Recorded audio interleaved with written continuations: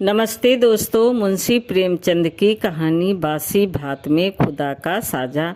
शाम को जब दीनानाथ ने घर आकर गौरी से कहा कि मुझे एक कार्यालय में 50 रुपये की नौकरी मिल गई है, तो गौरी खिल उठी। देवताओं में उसकी आस्था और भी दृढ़ हो गई। इधर 1 साल से बुरा हाल था, न कोई रोजी न रोजगार। घर में जो थोड़े बहुत गहने थे वो बिक चुके थे। मकान का किराया सिर पर चढ़ा हुआ था। जिन मित्रों से कर्ज मिल सकता था सबसे ले चुके थे। साल भर का बच्चा दूध के लिए बिलख रहा था। एक वक्त का भोजन मिलता तो दूसरे जून की चिंता होती। तकाजाओं के मारे बेचारे दीनानाथ को घर से निकलना मुश्किल था। घर से निकला नहीं कि चारों ओर से चिड़थाड़ मच जाती। वाह बाबूजी वाह, 2 दिन का वादा करके ले गए और आज 2 महीने से सूरत नहीं दिखाई। भाई साहब, ये तो अच्छी बात नहीं। आपको अपनी ज़रूरत का ख्याल है, मगर दूसरों की ज़रूरत का जरा भी ख्याल नहीं है। इसी से कहा है, दुश्मन को चाहे कर्ज दे दो, दोस्तों को कभी न दो। दीनानाथ को ये वाक्य तीर से लगते थे और उसका जी चाहता था कि जीवन का अंत कर डाले, मगर बेजबान स्त्री और अबोध बच्चे का मुंह देखकर कलेजा थाम के रह जाता। बारे आज भगवान ने उस पर दया की और संकट के दिन कट गए। गौरी ने प्रसन्न मुख होकर कहा, मैं कहती थी कि नहीं, ईश्वर सबकी सुध लेते हैं और कभी न कभी हमारी भी सुध लेंगे, मगर तुमको विश्वास ही न आया था। बोलो, अब तो ईश्वर की दयालुता के कायल हुए। दीनानाथ ने हठ धर्मी करते हुए कहा, ये मेरी दौड़ धूप का नतीजा है। ईश्वर की क्या दयालुता। ईश्वर को तो तब जानता जब कहीं से छप्पड़ फाड़ कर भेज देते, लेकिन मुँह से चाहे कुछ कहें, ईश्वर के प्रति उसके मन में श्रद्धा उदय हो गई थी। दीनानाथ का स्वामी बड़ा ही रूखा आदमी था और काम में बड़ा चुस्त। उसकी उम्र 50 के लगभग थी और स्वास्थ्य भी अच्छा ना था।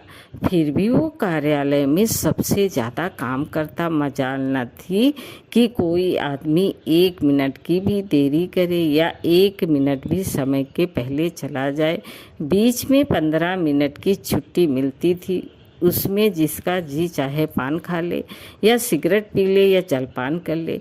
इसके अलावा 1 मिनट का अवकाश न मिलता था। वेतन पहली तारीख को मिल जाता था।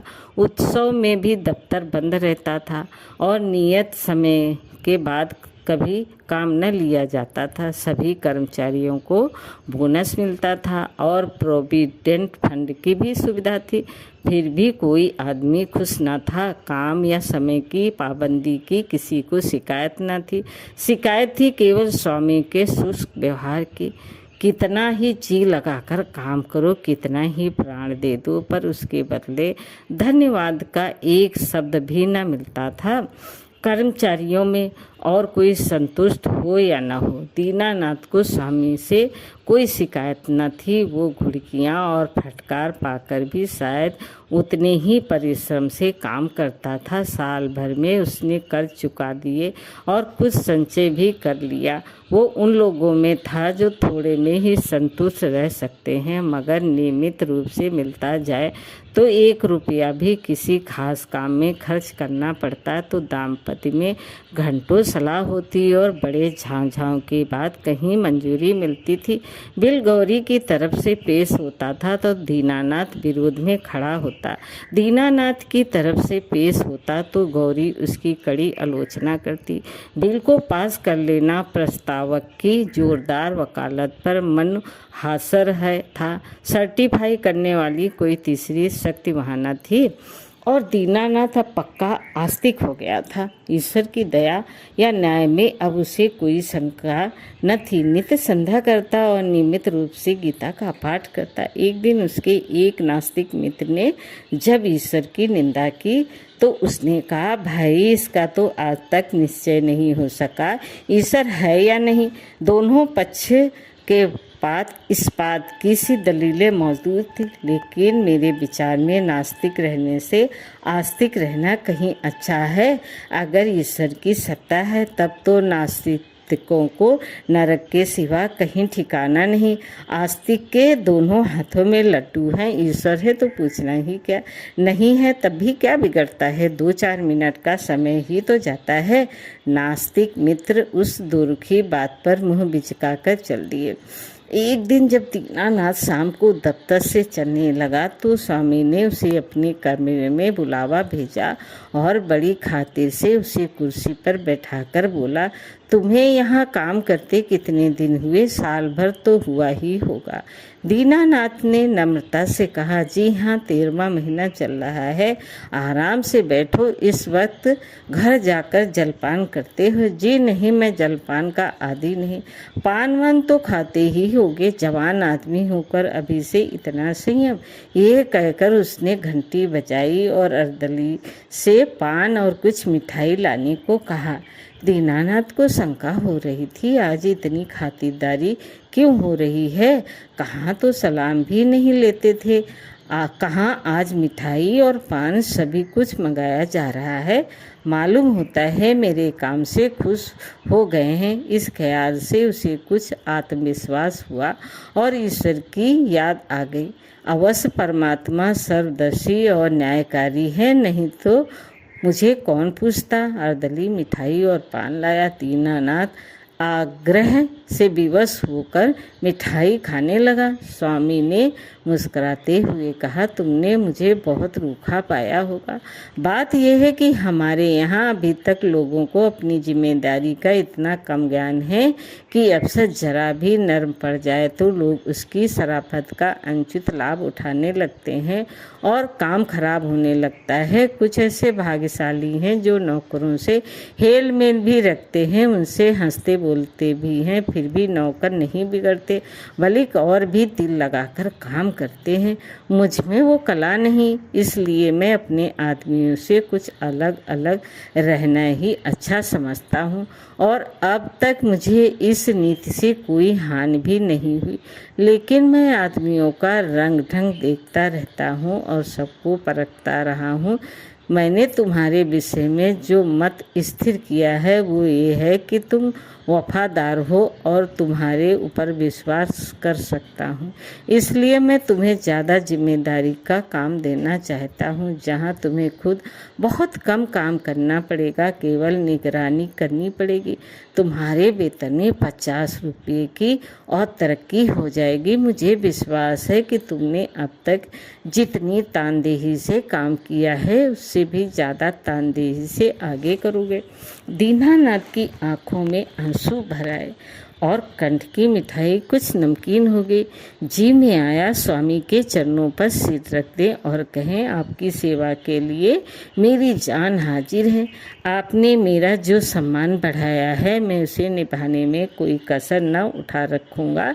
लेकिन स्वर काँप रहा था और वो केवल कृतज्ञता भरी आंखों से देखकर रह गया।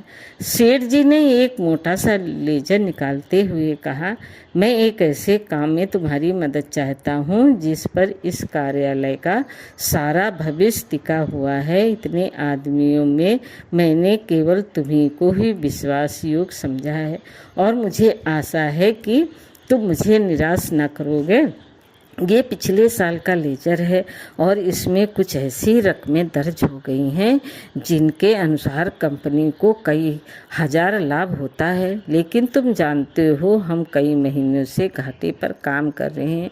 जिस क्लर्क ने ये लेजर लिखा था उसकी लिखावट तुम्हारी लिखावट से बिल्कुल मिलती है। अगर दोनों लिखावटें आमने सामने रख दी जाएं तो किसी विशेषज्ञ को भी उनमें भेद करना कठिन हो जाएगा। मैं चाहता हूं कि तुम लेजर में एक पृष्ठ फिर से लिख कर जोड़ दो और उसी नंबर का पृष्ठ उसमें से निकाल लो। मैंने पृष्ठ का नंबर छपवा लिया है, एक दफ्तरी भी ठीक कर लिया है जो रात भर में लेजर की जल्दबाजी कर देगा, किसी को पता तक न चलेगा। ज़रूरत सिर्फ ये है कि तुम अपनी कलम से उस पृष्ठ की नकल कर दो। दीनानाथ ने शंका की, जब उस पृष्ठ की नकल ही करनी है तो उसे निकालने की क्या ज़रूरत है? सेठ जी हंसे, तो क्या तुम समझते हो उस पृष्ठ की हूबहू नकल करनी होगी। मैं कुछ रकमों में परिवर्तन कर दूंगा। मैं तुम्हें विश्वास दिलाता हूँ कि मैं केवल कार्यालय की भलाई के लिए ख्याल से ये कार्यवाही कर रहा हूँ। अगर ये रद्दो बदल ना किया गया तो कार्यालय के 100 आदमियों की जीविका में बाधा पड़ जाएगी।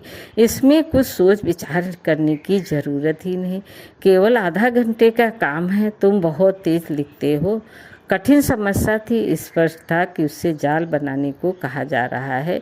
उसके पास इस रहस्य का पता लगाने का कोई साधन न था। सेठ जी जो कुछ कह रहे हैं वो स्वार्थवश होकर या कार्यालय की रक्षा के लिए, लेकिन किसी दशा में भी ये जाल घुर जाल है। क्या वो अपनी आत्मा की हत्या करेगा? नहीं, किसी तरह नहीं। उसने डरते डरते कहा, मुझे आप क्षमा करें, मैं ये काम न कर सकूँगा। सेठ जी उसी अविचलित मुस्कान के साथ पूछा, क्यों? इसलिए कि ये सरासर जाल है। जाल किसे कहते हैं? किसी हिसाब में उलटफेर करना जाल है, लेकिन उस उलटफेर से 100 आदमियों की जीविका बनी रहे तो इस दशा में भी वो जाल है। कंपनी की असली हालत कुछ और है, कागजी हालत कुछ और है। अगर ये तब्दीली न की गई तो तुरंत कई हजार रुपये नाफे के देने पड़ जाएंगे और नतीजा ये होगा कि कंपनी का दिवाला हो जाएगा और सारे कर्मचारियों को घर बैठना पड़ेगा। मैं नहीं चाहता कि थोड़े से मालदार हिस्सेदारों के लिए इतनी गरीबों का खून किया जाए। परोपकार के लिए कुछ जाल भी करना पड़े तो वो आत्मा की हत्या नहीं है। दीनानाथ को कोई जवाब न सूझा। अगर सेठ जी का कहना सच है और इस जाल से 100 आदमियों की रोजी बनी रहे तो वास्तव में वो जाल नहीं है, कठोर कर्तव्य है। अगर आत्मा की हत्या होती भी है तो 100 आदमियों की रक्षा के लिए उसकी परवाह न करनी चाहिए। अगर नैतिक समाधान हो जाने पर अपनी रक्षा का विचार आया। बोला, लेकिन कहीं मामला खुल गया तो मैं मिट जाऊंगा। 14 साल के लिए काले पानी भेज दिया जाऊंगा। सेठ ने जोर से कहा मारा, अगर मामला खुल गया तो तुम न फंसोगे, मैं फंसूंगा। तुम साफ इनकार कर सकते हो, लिखावट तो पकड़ी जाएगी। पता ही कैसे चलेगा कौन सा पृष्ठ बदला गया? लिखावट तो एक सी है। दीनानाथ पस्त हो गया। उसी वक्त उस पृष्ठ की नकल करने लगा। फिर भी दीनानाथ के मन में चोर पैदा हुआ था। गौरी से इस विषय में वो एक शब्द भी न कह सका। 1 महीने के बाद उसकी तरक्की हुई। 100 रुपये मिलने लगे, 200 बोनस के भी मिले। ये सब कुछ था। घर में खुशहाली के चिन्ह नजर आने लगे, लेकिन दीनानाथ का अपराधी मन एक बूझ से दबा रहता था। जिन दलीलों से सेठ जी ने उसकी जुबान बंद करा दी थी, उन दलीलों से गौरी को संतुष्ट कर सकने का उसे विश्वास न था। उसकी ईश्वर निष्ठा उसे सदैव डराती रहती थी। इस अपराध का कोई भयंकर दंड अवश्य मिलेगा। किसी प्रायश्चित, किसी अनुष्ठान से उसे रोकना असंभव है। अभी ना मिले, साल 2 साल ना मिले, 10-5 साल ना मिले, पर जितनी ही देर में मिलेगा उतना ही भयंकर होगा। मूलधन ब्याज के साथ बढ़ता जाएगा। वो अक्सर पछताता, मैं क्यों सेठ जी के प्रलोभन में आ गया। कार्यालय टूटता या रहता मेरी बला से, आदमियों की रोजी जाती या रहती मेरी बला से, मुझे तो ये प्राण पीड़ा न होती। शायद अब तो कुछ होना था हो चुका और दंड अवश्य मिलेगा। इस शंका ने उसके जीवन का उत्साह, आनंद, माधुर्य सब कुछ हर लिया। मलेरिया फैला हुआ था, बच्चे को जार आया। दीनानाथ के प्राण नाहों में समा गए। दंड का विधान आ पहुंचा। कहाँ जाएं, क्या करें, जैसे बुद्धि भ्रष्ट हो गई। गौरी ने कहा, जाकर कोई दवा लाओ या किसी डॉक्टर को दिखा दो। 3 दिन तो हो गए। दीनानाथ ने चिंतित मन से कहा, हाँ जाता हूँ, लेकिन मुझे बड़ा भय लग रहा है। भय की कौन सी बात है? बेबात की बात मुँह से निकालते हो। आजकल किसी जार नहीं आता। इतना ईश्वर निर्दयी क्यों है? ईश्वर निर्दयी है पापियों के लिए। हमने किसका क्या हाल लिया। ईश्वर पापियों को कभी क्षमा नहीं करता। पापियों को दंड न मिले तो संसार में अनर्थ हो जाए, लेकिन आदमी ऐसे काम भी तो करता है जो एक दृष्टि से पाप हो सकते हैं, दूसरी दृष्टि से पुण्य में नहीं समझी। मान लो मेरे झूठ बोलने से किसी की जान बचती हो तो क्या वो पाप है। मैं समझती हूँ ऐसा झूठ पुण्य है, तो जिस पाप से मनुष्य का कल्याण हो वो पुण्य है। और क्या। दीनानाथ की अमंगल शंका थोड़ी देर के लिए दूर हो गई। डॉक्टर को बुला लाए। इलाज शुरू हुआ। बालक 1 हफ्ते में चंगा हो गया, मगर थोड़े दिन बाद वो खुद बीमार पड़ गया। वो अवश्य ही ईश्वरी दंड है और वो बच नहीं सकता। साधारण मलेरिया ज्वर था, पर दीनानाथ की दंड कल्पना ने उसे संधिपात का रूप दिया। ज्वर में नशे की हालत की तरह यूं भी कल्पना शक्ति तीव्र हो जाती है। पहले केवल मनोगत शंका थी, वो भीषण सत्य बन गई। कल्पना ने यमदूत रच डाले और उनके भाले और गदाएं रच डाली। नरक का अग्निकुंड दहका दिया। डॉक्टर की 1 घूंट दवा 1000 मन की गदा की आवाज़ और आग के उबलते हुए समुद्र के दाह पार क्या असर करती है। दीनानाथ मिथ्यवादी न था। पुराणों की रहस्यमय कल्पनाओं में उसे विश्वास न था। नहीं, वो बुद्धिवादी था और ईश्वर में भी तभी उसे विश्वास आया जब उसकी तर्क बुद्धि कायल हो गई। लेकिन ईश्वर के साथ उसकी दया भी आई, उसका दंड भी आया। दया ने उसे रुचि दी, मान दिया। ईश्वर की दया न होती तो शायद वो भूखों मर जाता, लेकिन भूखों मरना अग्निकुंड में ढकेल दिए जाने से कहीं सरल था, खेल था। दंड भावना जन्म जन्मांतरों के संस्कार से ऐसी बद्धमूल हो गई थी मानो उसकी बुद्धि का, उसकी आत्मा का एक अंग हो गई हो। उसका तर्कवाद और बुद्धिवाद इन मान्यतरों के जमे हुए संस्कार पर समुद्र की ऊंची लहरों की भांति आता था, पर एक क्षण में उसे जल मग्न करके फिर लौट जाता था और वो पर्वत ज्यों का त्यों अचल खड़ा रह जाता था। जिंदगी बाकी थी, बच गया। ताकत आते ही दफ्तर जाने लगा। एक दिन गौरी बोली, जिन दिनों तुम बीमार थे और एक दिन तुम्हारी हालत बहुत नाजुक हो गई थी, तो मैंने भगवान से कहा था कि वो अच्छे हो जाएंगे तो 50 ब्राह्मणों को भोजन कराऊंगी। दूसरे ही दिन से तुम्हारी हालत सुधरने लगी। ईश्वर ने मेरी विनती सुन ली। उनकी दया न होती जाती तो मुझे कहीं मांगे भीख न मिलती। आज बाजार से सामान ले आओ तो मनौती पूरी कर दूं। 50 ब्राह्मण नेते जाएंगे तो 100 अवश्य आएंगे। 50 कांगले भी समझ लो और मित्रों में 20-25 निकल ही आएंगे। 200 आदमियों का डौल है। मैं सामग्री की सूची लिख देती हूँ। दीनानाथ ने माथा सिकोड़ कर कहा, तुम समझती हो मैं भगवान की दया से अच्छा हुआ। और कैसे अच्छा हुआ? अच्छा हुआ इसलिए कि जिंदगी बाकी थी। ऐसी बातें न करो, मनौती पूरी करनी होगी। कभी नहीं, मैं भगवान को दयालु नहीं समझता। और क्या भगवान निर्दयी हैं? उनसे बड़ा निर्दयी कोई संसार में न होगा, जो अपने रचे हुए खिलौनों को उनकी भूलों और बेकूफियों की सजा अग्निकुंड में धकेल कर दे। वो भगवान दयालु हो सकता है? भगवान जितना दयालु है उससे असंख्य गुना निर्दयी है। और ऐसे भगवान की कल्पना से मुझे घृणा होती है। प्रेम सबसे बड़ी शक्ति कही गई है। विचारवानों ने प्रेम को ही जीवन की और संसार की सबसे बड़ी विभूति मानी है। व्यवहार में न सही, आदर्श में प्रेम ही हमारे जीवन का सत्य है। मगर तुम्हारा ईश्वर दंड भय से सृष्टि का संचालन करता है, फिर उसमें और मनुष्य में क्या फर्क हुआ? ऐसे ईश्वर की उपासना मैं नहीं करना चाहता, नहीं कर सकता। जो मोटे हैं उनके लिए ईश्वर दयालु होगा, क्योंकि वे दुनिया को लूटते हैं। हम जैसों को तो ईश्वर की दया कहीं नजर नहीं आती। हाँ, भय पग पग पर खड़ा घूरा करता है। ये मत करो नहीं तो ईश्वर दंड देगा, वो मत करो नहीं तो ईश्वर दंड देगा। प्रेम से शासन करना मानवता है, आतंक से शासन करना बाबरता है। आतंकवादी ईश्वर से तो ईश्वर का न रहना ही अच्छा है। उसे हृदय से निकाल कर मैं उसकी दया और दंड दोनों से मुक्त हो जाना चाहता हूँ। एक कठोर दंड वर्षों के प्रेम को मिट्टी में मिला देता है और मैं तुम्हारे ऊपर बराबर जान देता रहता हूँ, लेकिन किसी दिन डंडा लेकर पीछे चलूं तो तुम मेरी सूरत न देखोगी। ऐसे एहसान नहीं लेना चाहता।